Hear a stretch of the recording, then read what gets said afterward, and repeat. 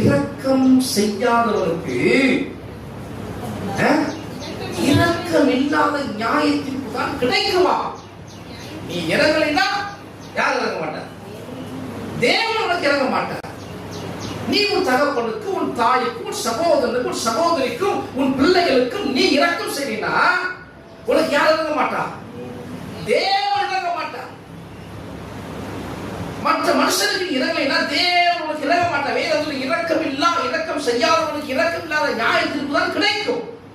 ஆனா நீ இரக்கம் செஞ்சீனா நியாய தீர்ப்புல இரக்கம், நீ செய்த இரக்கம், நீ செய்த இரக்கம், நீ காண்பித்த இரக்கம் மேன்மை பாராட்டும்.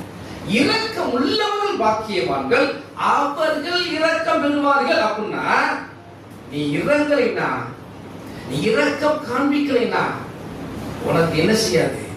இரக்கம் கிடைக்கவே கிடைக்காது.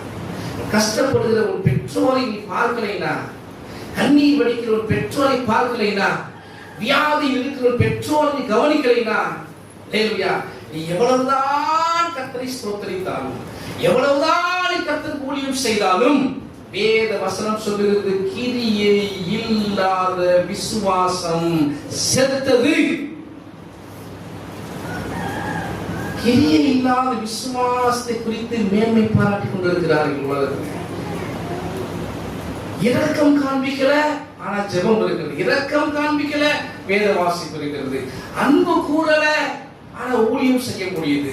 அன்பு கூறல, தன் தாய்க்கு, தன் தகப்பன்ற, தன் சகோதரர் அன்பு கூறல, ஆனா என்ன செய்ய முடியுது?